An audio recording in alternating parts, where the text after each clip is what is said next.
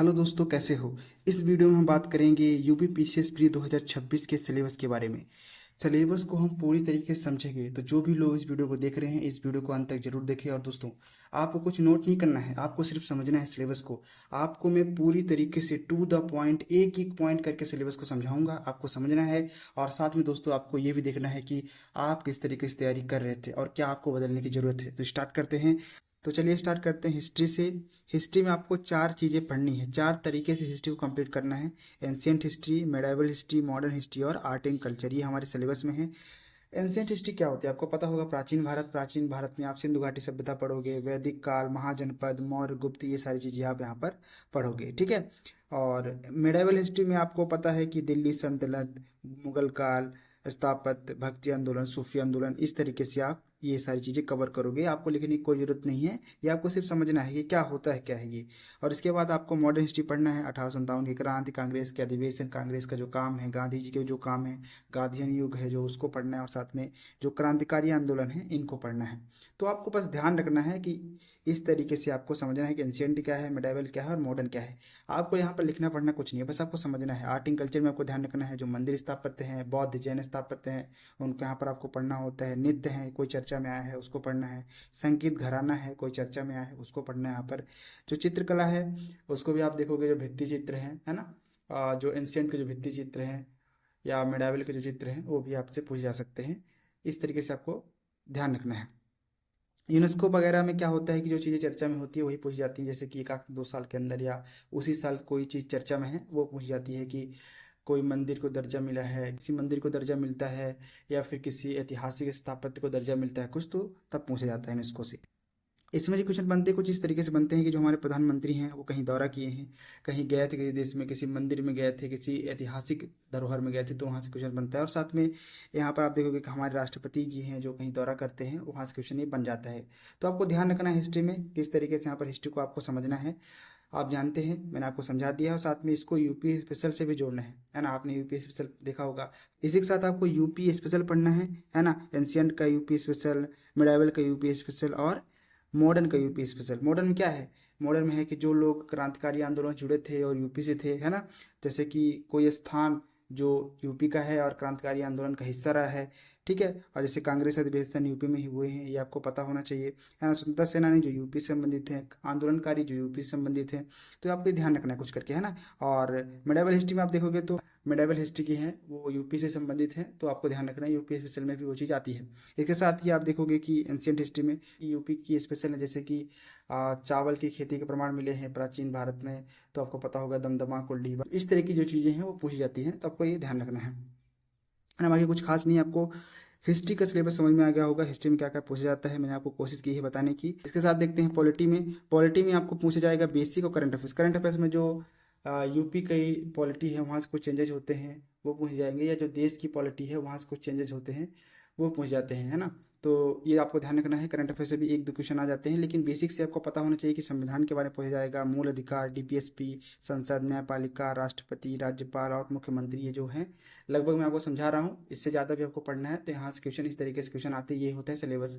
इस तरीके से आपको तैयार भी करना है। साथ में यूपी स्पेशल भी आपको ध्यान रखना है इसमें, है ना। पॉलिटी में यूपी स्पेशल, यूपी की कितनी विधानसभा सीटें हैं, लोकसभा सीटें हैं, ये आपको पता होना चाहिए, है ना। विधान परिषद है यूपी में तो किस तरीके काम कर रहा है ना। यूपी की पॉलिटी आपको कुछ ध्यान रखना है। आगे बढ़ते हैं, क्योंकि दोस्तों मेरी लंबी वीडियो कोई देखता नहीं, इसलिए मैं जल्दी खत्म करने की कोशिश कर रहा हूँ वीडियो को। इसके साथ ही इकोनॉमी देखोगे, इकोनॉमी में आपको बेसिक पढ़ना पड़ेगा, है ना। और इंटरनेशनल ऑर्गेनाइजेशन पढ़ना पड़ेगा, जैसे IMF, world bank, ADB bank, WTO, G20, है ना। ये आपको ध्यान रखना है। इस तरीके से क्वेश्चन बनते हैं। और इसके बाद करंट अफेयर्स में आप देखोगे बजट पूछा जाएगा, इकोनॉमिक सर्वे, है ना। RBI ने कुछ नया किया है तो वो पूछा जाएगा। इसके साथ ही सरकारी योजनाएं पूछी जाती हैं, और उत्तर प्रदेश और जो देश की जो आर्थिक घटनाएं हैं ये भी पूछी जाती हैं, तो आपको ध्यान रखना है ना। इसके साथ ही बेसिक इकोनॉमी में राष्ट्रीय आय, GDP, GNP, NNP, मुद्रास्फीति, बैंकिंग, है ना। ये सारी चीज़ें आपको पढ़ाई जाएंगी। सार्वजनिक वित्त आपको पढ़ाया जाएगा, राजकोषीय नीति किस तरीके से देश की है और किस तरीके से यूपी की है, ये सारी चीज़ें आपको बताई जाएंगी। मौद्रिक नीति क्या है हमारे देश की, है ना, वो सारी चीज़ें आपको बताई जाएंगी। और बेरोजगारी बताई जाएगी, क्या स्थिति है, अवसंरचना में क्या परिवर्तन हो रहा है, और भुगतान संतुलन। तो ये कुछ चैप्टर हैं, यहाँ से क्वेश्चन बनते हैं और ये हमारे सिलेबस में है ना। तो आपको ध्यान रखना है, समझना है आपको कि किस तरीके से इकोनॉमी में क्वेश्चन बनेंगे, किस तरीके से इकोनॉमी है। इसके बाद आप साइंस एंड टेक देखोगे, साइंस टेक में बेसिक से और करंट अफेयर से क्वेश्चन पूछे जाते हैं। बेसिक में आपको फिजिक्स, केमिस्ट्री, बायोलॉजी, ये क्लास 10 तक की पूछी जाती है, ठीक है। इसके बाद आपको करंट अफेयर्स में ध्यान रखना है, करंट अफेयर्स में आपको साइंस एंड टेक पूछा जाता है, जिसमें इसरो हो गया, उसके कुछ कार्य हो गए, है ना, उसने कुछ रॉकेट परीक्षण किया है, ये सारी चीज़ें, और साथ में स्पेस मिशन जो हो गया, बायोटेक्नोलॉजी में किस तरीके से दवाइयाँ बन रही हैं, कैंसर का इलाज आ रहा है, ये सारी चीज़ें चर्चा में रहती हैं, तो आपको ध्यान रखना है।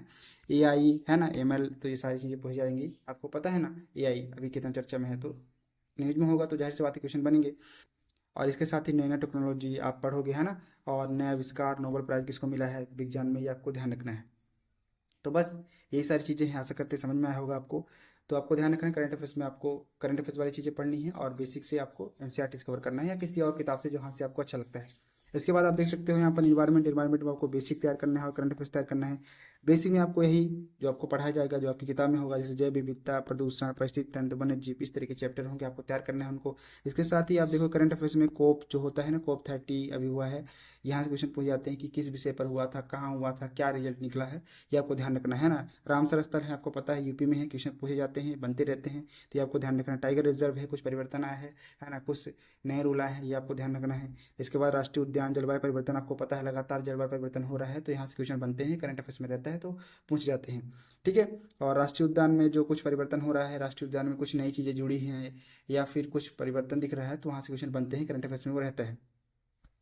आशा करते हैं आपको इन्वायरमेंट समझ में आया होगा। इसके साथ ही ज्योग्राफी की बात करें तो ज्योग्राफी आपको ध्यान रखना है, यहाँ पर दो तरीके की ज्योग्राफी होती है, एक तो मैपिंग होती है और एक बेसिक। बेसिक में आपको भौतिक भूगोल, भारतीय भूगोल तैयार करना है। इसके साथ ही विश्व भूगोल, विश्व भूगोल को हम लोग मैपिंग भी कहते हैं, तो आपको क्या तैयार करना है, भौतिक भूगोल और भारतीय भूगोल, है ना। उसके साथ ही ये सारी चीज़ें जलवायु, मृदा, वनस्पति सब इसी में जाएगी, है ना, भौतिक भूगोल और भारतीय भूगोल में। इसके साथ विश्व भूगोल की बात करें तो यहाँ पर मैपिंग है, मैपिंग में आपको ध्यान रखना है, जो मैपिंग करना है भारत की मैपिंग, है ना, भारत के पर्वत, पठार, मैदान और उद्यान, ये सारी चीज़ें आपको ध्यान रखना है। और इसके साथ विश्व के भी, है ना, पर्वत, पठार, मैदान, नदी, जल, डमरू, मध्य, है ना, और ज्वालामुखी जो महत्वपूर्ण हैं, ठीक है, और जो भी संरचनाएं हैं प्राकृतिक रूप से, उनको आपको ध्यान रखना है, वो आपको बताया जाएगा, जो भी आपको पढ़ाएगा बताएगा। इसके साथ आप देख लेते हैं, इसके बाद यूपी स्पेशल। यूपी स्पेशल में आपको बेसिक से भी क्वेश्चन आते हैं और करंट अफेयर्स से। बेसिक से आपके जिले के आकार के बारे में पूछा जाएगा, कौन सा जैव विविधता रिच जिला है ना, ध्यान रखना। मंडल के बारे में कुछ पूछा जा सकता है, ठीक है, और जो प्रमुख नदियाँ हैं, है ना, उनकी सहायक नदियाँ हैं, किस जिले से जा रही हैं, ये सारी चीज़ें आपको ध्यान रखना है। और इसके साथ ही उद्योग के बारे में, है ना, कौन सा जो जिला है यूपी का जो बहुत विकसित हो चुका है, कौन बहुत कम विकसित है ना, ये सारी चीज़ें आपको ध्यान रखना है। GI टैग किसी जिले को मिला है, किसी उत्पाद को मिला है, ये भी आपको ध्यान रखना है, यूपी स्पेशल में ये रहता है।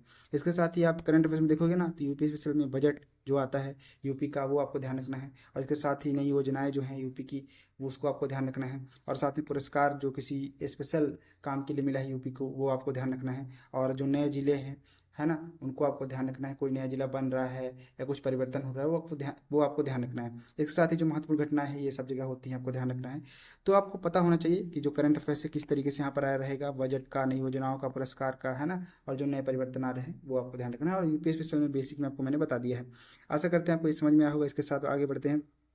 करंट अफेयर, करंट अफेयर्स में आपको ध्यान रखना है कि यहाँ पर अंतर्राष्ट्रीय संबंध है, वहाँ से क्वेश्चन बन सकते हैं, जैसे कि अंतर्राष्ट्रीय जो संगठन है उनको भी ध्यान रखना है, जैसे G20, ब्रिक्स, SCO, क्वाड, संयुक्त राष्ट्र, है ना, और जो अंतर्राष्ट्रीय संबंध है, FTA हो रहा है किसी देश के साथ, तो वो आपको ध्यान रखना है। इसके साथ ही जो योजनाएं हैं, जो स्कीम है, वो भी आपको पता होना चाहिए, यूपी की और देश की, दोनों स्कीम आपको पता होनी चाहिए। यहाँ से क्वेश्चन बनते हैं। जो कल्चर है ना, संस्कृति है, यहाँ से क्वेश्चन बनते हैं, जैसे कि जनजातियाँ हो गई, कुछ मेले हो गए, महत्वपूर्ण त्यौहार हो गया और धरोहर हो गया। तो करंट अफेयर्स में सारी चीज़ चर्चा में रहती है, क्वेश्चन बन जाते हैं। GI टैग मैंने आपको पहले बता दिया है। इसके साथ ही स्पोर्ट और अवार्ड, इसमें आपको ध्यान रखना है कि जो स्पोर्ट है, जैसे फीफा, ओलंपिक, जहाँ भी हो रहा है, आपको ध्यान रखना है, यहाँ से क्वेश्चन बनते हैं। और साथ में जो अवार्ड मिल रहा है, पुरस्कृत पुरस्कार हो गया, है ना, नोबेल पुरस्कार हो गया, और पैरा ओलंपिक, जो भी तमाम पुरस्कार हैं, चाहे खेल संबंधित हो, चाहे साहित्य से हो, चाहे किसी और फील्ड से, यहाँ आपको ध्यान रखना है, यहाँ से क्वेश्चन बनते हैं। इसके बाद आपको रिपोर्ट और इंडेक्स में ध्यान रखना है कि भारत की क्या रैंकिंग है, कौन जारी कर रहा है, कितने साल में जारी करता है, ये सारी चीज़ें आपको ध्यान रखना है, ठीक है। यहाँ पर आप देख सकते हो SDI हो गया, ग्लोबल हंगर इंडेक्स हो गया, है ना, EPI इंडेक्स हो गया, वर्ल्ड बैंक की रिपोर्ट हो गई, अन्य महत्वपूर्ण जो रिपोर्टें हैं, इंडेक्स हैं, सूचकांक है, ये आपको ध्यान रखना है, ठीक है। आशा करते हैं दोस्तों आपको ये वीडियो पसंद आया होगा। अगर आपको ये वीडियो पसंद आता है तो आप कमेंट करके और भी हमसे डिमांड कर सकते हैं, आपकी आपके लिए हम और कौन सा रिच कंटेंट, कौन सा बहुत ही बेहतर कंटेंट बना के दें। बहुत बहुत धन्यवाद दोस्तों। अगर आपने ये वीडियो पूरा देखा है तो आशा करते हैं कि आपको समझ में आया होगा, सारी चीज़ें, सारे एक सब्जेक्ट समझ में आए होंगे कि क्या है सिलेबस में और किस तरीके से यहाँ पर तैयार करना है, कौन से क्वेश्चन पूछ जाते हैं। आपको कुछ लिखना नहीं है, बस आपको समझना है, आपको भी ध्यान रखना है सिलेबस को। ठीक है।